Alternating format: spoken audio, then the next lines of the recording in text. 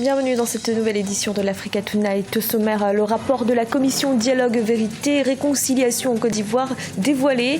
Il révèle que plus de 72 000 personnes ont fait des dépositions sur les violations des droits humains dans le pays entre 1990 et 2011. Rentrée des classes ce lundi 31 octobre au Gabon, plus que 2 jours pour trouver la dernière fourniture scolaire. Pour les familles à revenus modestes, la tâche est particulièrement difficile cette année en raison de la crise économique. Et on connaît désormais le programme de la 25e édition du Festival panafricain du cinéma de Ouagadougou. L'événement aura pour thème en 2017 formation et métiers du cinéma et de l'audiovisuel. Mais tout d'abord, le président tchadien Idriss Déby Itno est arrivé à Yaoundé, la capitale camerounaise, ce vendredi. Il y effectue une visite de 2 jours.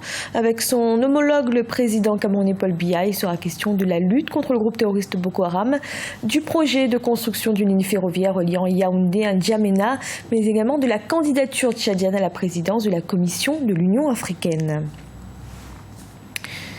En Côte d'Ivoire, le rapport de la commission Dialogue, Vérité et Réconciliation a été rendu public. Le document récapitulatif de la mission débutée en 2011 a été présenté en présence du Premier ministre Daniel Kablan-Dankan et de la ministre de la Solidarité, de la Cohésion sociale et de l'indemnisation des victimes Koné Mariatou.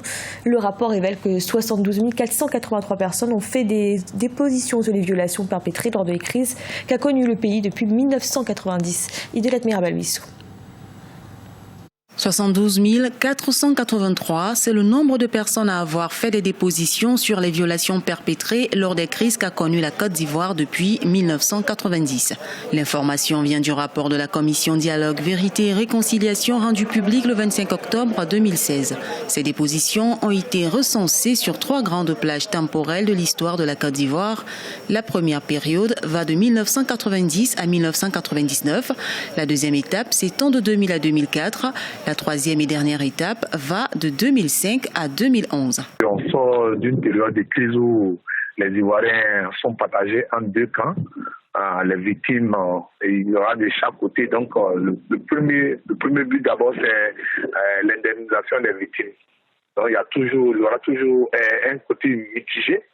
Ça veut dire de l'autre côté les pro-Gbagbo qui se disent n'ont pas été pris en compte, et puis de l'autre côté les pro-Ouattara du camp présidentiel qui se dit bon, peut-être qu'on a eu gain de cause. Sur les 72 483 dépositions, seules 372 se réfèrent à la tranche temporelle qui va de 1990 à 1999, soit 0,51%. Les victimes de référents aux années 2000, 2002 et 2004 sont au nombre de 26 581, soit 36,67%. 39 683 personnes représentant 54,75% ont témoigné sur la dernière plage temporelle qui va de 2005 à 2011. Aujourd'hui, c'est du porte-à-porte que les gens font. Quand on voit, on essaie d'approcher les gens pour que tous ceux qui ont fui le pays, qui sont réfugiés, par exemple au Ghana, au Libéria, puissent se regagner la Côte d'Ivoire et la Commission essaie de mener 2 actions sur terrain, essaie d'approcher certaines populations sinistrées, puisque la guerre a frappé partout dans le pays, donc essayer de réconforter les gens. Selon le rapport, les violations établies en première position révèlent les atteintes aux droits économiques et patrimoniaux. Ces dernières sont évoquées dans 880 auditions sur 1141 auditions. En deuxième lieu, viennent les atteintes au droit international humanitaire évoquées 130 fois. Les atteintes et l'intégrité physique et corporelle et à la vie occupent la 3e position avec 105 auditions. La commission Dialogue, Vérité et Réconciliation créée en 2011 a pour mission d'œuvrer en toute indépendance à la réconciliation et au renforcement de la cohésion sociale entre toutes les communautés vivant en Côte d'Ivoire.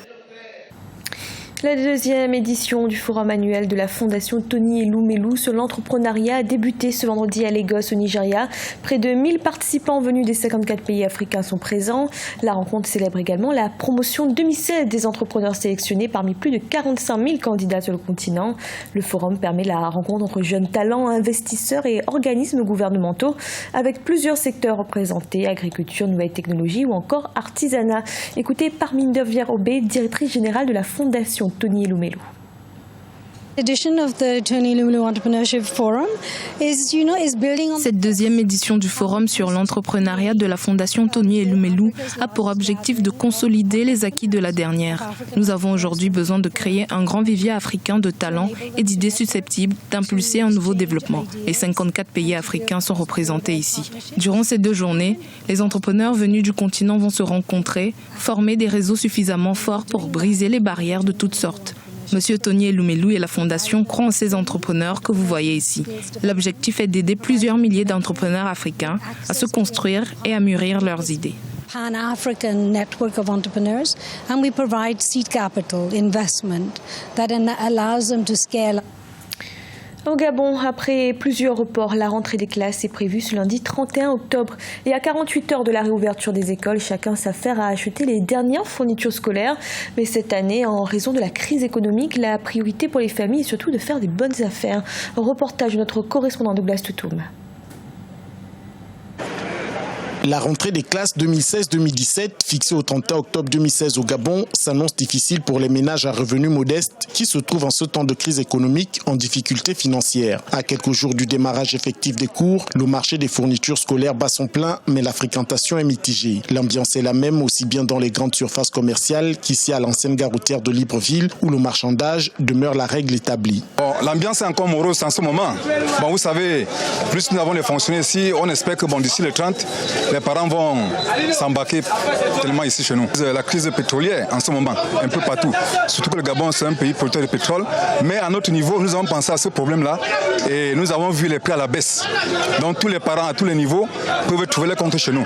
Chez nous, les prix varient de 2500 pour les primaires jusqu'à 4200 francs. Si la réalité diffère d'un parent à un autre ou d'une famille à une autre au Gabon, il n'en demeure pas moins que tous les parents s'accordent à scolariser leurs enfants dans un pays où l'école est obligatoire jusqu'à l'âge de 16 ans. Pas facile pour nous les chômeurs.